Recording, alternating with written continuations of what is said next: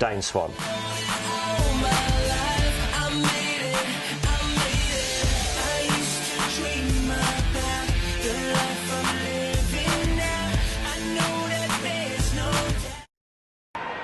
Thomas.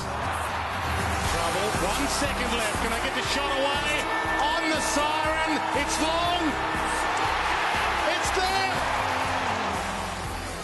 Little flick to the back. Swan can have the shot. It's a thing of beauty. Well, it was business as usual for the Magpies and Dane Swan on the weekend, a big win over Port Adelaide. And he joins us on 1 week at a time. First guest for 2011. Thank you, Dane. All right, mate. Thanks for having Sporting me. a nice bit of bling there, Luke, isn't he? A beautiful watch and a premiership ring. We might zone in on that while you talk about it, because on the ring thing, if we can get it, hold it up there, Swanee.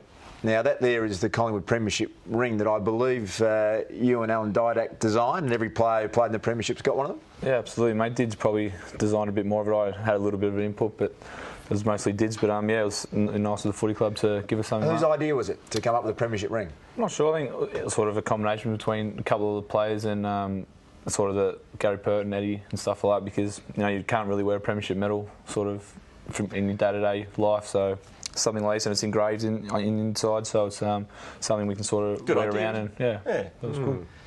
He's playing a bit more on the ground this year, Rob, not as rotated as much. That's something you'd like to see. Yes, that's what I wanted to talk to you about, Dane.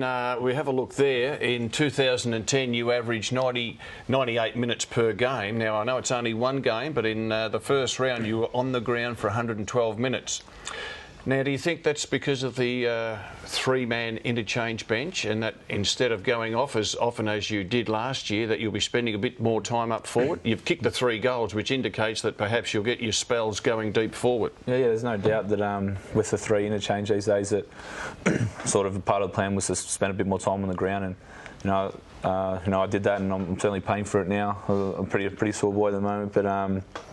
Yeah, it's just something that we have to live with. The AFL made the rules, so it's something I have to do, and we sort of trained for it over the pre-season, and thankfully it sort of works for us. Just a quick one on that, again with the interchange and the subs. Your substitute player was McCaffer, and yet he only came on for the last 15 minutes of the game. So your fitness as a team must be really good if you can afford to keep a player there right until the last few minutes of the match. Well, I sort of think you have to, just in case you bring the sub on at half time or something and someone gets injured, then sort of you're down a play, you can't bring the sub on. So Mick and that will use it on a different basis week to week, I'd assume, and they seen fit to bring Caff on with 15 minutes to go, and it worked. You keep the goal in 30 seconds after it was on. So all the great players in the game have to cope with being tagged, and opposition sides have tried to do it to you for a number of years now.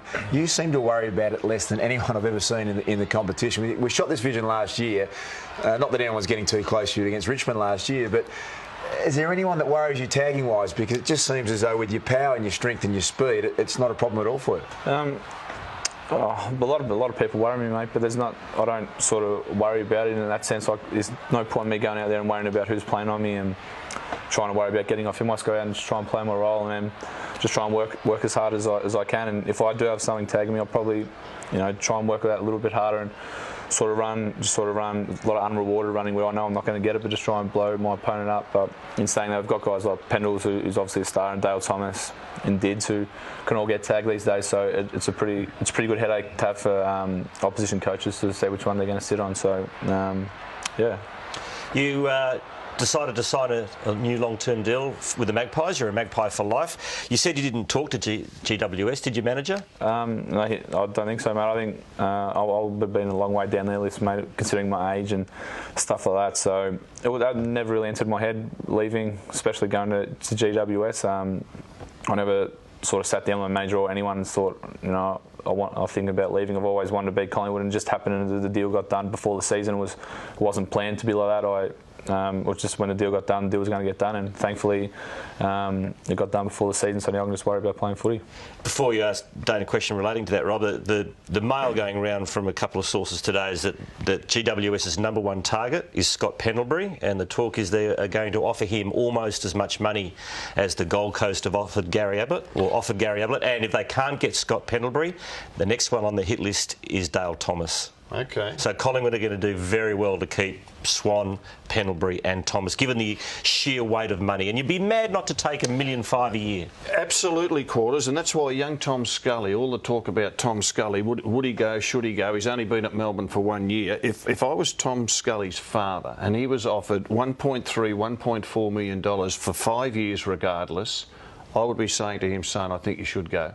But that'll be good news for Melbourne supporters if the word is strong about GWS going for these Magpies. What are your thoughts on the massive dollars? I mean, you wouldn't hold it against either of them if they did take it, would you? No way. Like with Gaz, there's no way you can sort of be dirty on him for leaving for that amount of money. You know, you're only in the game for a short amount of time, and you want to set yourself up and make sure you have a nice sort of thing for the end of your career. So with Dale and Pendlebury, they'll make up their own mind. I would love them both to stay because they're obviously both super players, but obviously one of the boys, and whether they go or not, that'll be up to them. But I certainly won't have any hard feelings if they go. I'll still be mates with them. I'll still speak to them, but that's something them and their family will have to decide. Dane, we hear you'll be a Magpie for life. This recent contract, how long is that for? End of 2014, so I'll be 30. So if they want me again, I might go around one more year. But yeah, that's pretty much me done. Pretty humble bloke, Dane. You're softly spoken. We don't see you yapping too much on the field. But Nick Maxwell brought his book out and he said that you're not a bad sledger. And I think he had a passage saying that you might have given it to Liam Picken, who's an old teammate of yours. He was at Williamstown on the rookie list and played some footy in the pre-season at Collingwood.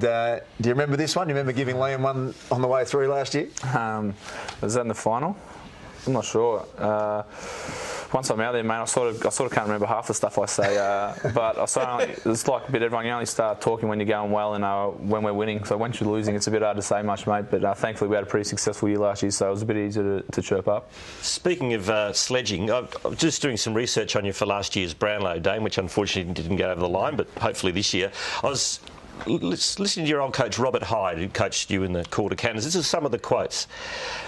Quote, lazy and happy with himself, basically didn't give a fat rat's clacker about a lot of things, a bit of a lad, never did weights, kept getting reported and was late to games, but now he calls you a superstar. I've never been reported in my life, so he's obviously got that one wrong. But yeah, I suppose I probably had a little bit of an attitude problem when I was 17, and I probably cared more about my social life than I did about my football, and I didn't really think I was going to get drafted as a 17-year-old. I thought I'd have one more year at it in 18s as a top age player and then have my go at it. So I was just sort of enjoying my friends. My friends were all a bit old, like I was 18, so I was 17, so I was sort of doing 18-year-old things, and yeah, so he's probably on the money, and it probably took me 4 or 5 years at AFL level to realise that what it takes to be an AFL player, and that's something I wanted to do, and I wanted to stay involved in the game and be the best AFL player I could be. So how did Bucks cope with you in the early days at Collingwood, given that you, as you just admitted, you had a bit of an attitude problem, you didn't train hard, and we know how fanatical he was, and he wasn't all that, I suppose, complimentary to teammates that weren't having a crack. Did you ever cross words with him in the early days? He just ignored me, I think, mate. So,